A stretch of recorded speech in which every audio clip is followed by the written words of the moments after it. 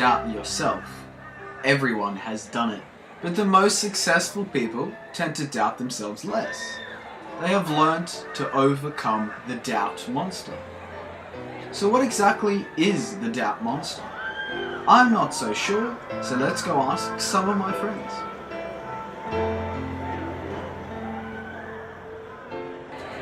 I don't know. It's in your mind, I guess. I don't know what it is, but it sounds ugly. Yeah, it's the little subconscious niggling that makes you doubt everything. I do not know what the doubt monster is. I never really thought about it until I heard Sloman mention it on assembly.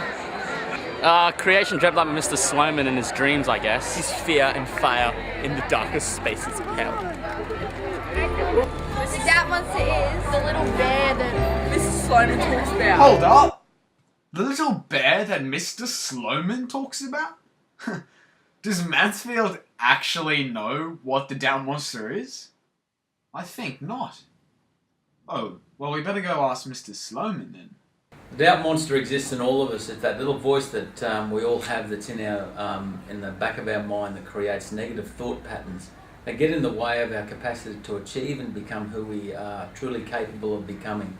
And I suppose I've created the metaphor of the doubt monster simply to explain to those around me, particularly young people, students, that it's very normal to have this negative stream of consciousness and of thought, and that one of the great challenges of adolescence particularly is how you overcome that and work with that negativity and transform it into a positive thought that can add towards positive energy and motivation so kids can achieve their goals. The doubt monster is the little bear that Mr. Sloman talks about. Yeah.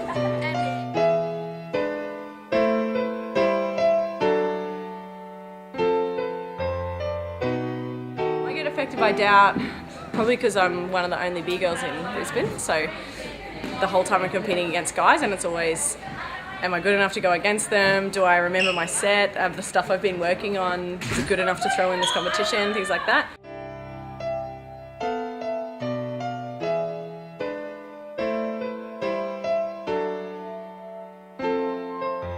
Me, I don't know how my stuff ranks against the internationals, so it's yeah, that's a huge bit of doubt. It's doubt of myself. It's not knowing whether my stuff's good enough to take internationally, or maybe I'll surprise myself. I don't know.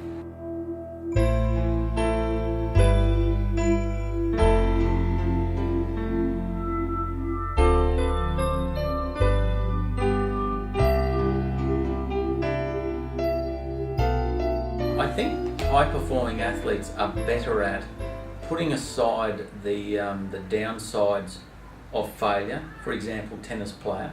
If a tennis player plays a bad shot, the very, very good ones are able to put that aside, create a positive focus for the next point, and execute it without the baggage of the negativity of the previous point.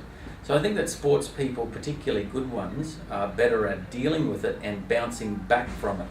But I suspect that they will deal with it. I think a lot of it's got to do with the people you surround yourself with. So I've got some really supportive guys that I train with all the time. They're some of the best in Australia, so I'm learning from some really good guys who could be quite honest and say, that looks terrible, I don't think you should do this and stuff like that. But they're always really supportive and encouraging and stuff like that. So, and I think it's taking the risk and just throwing yourself out there sometimes and being scared, and that helps you grow from it too. Yes, be very confident and cocky. If you let it affect you, you don't want to be there to see the results. That's for sure. Yeah, just go with what you want to do. You know, have a strong will, do what you think is right. We all get affected by the doubt monster to different degrees, but it all comes down to our ability to recognize negative thought for what it is, and to sift through that thought to find positive action.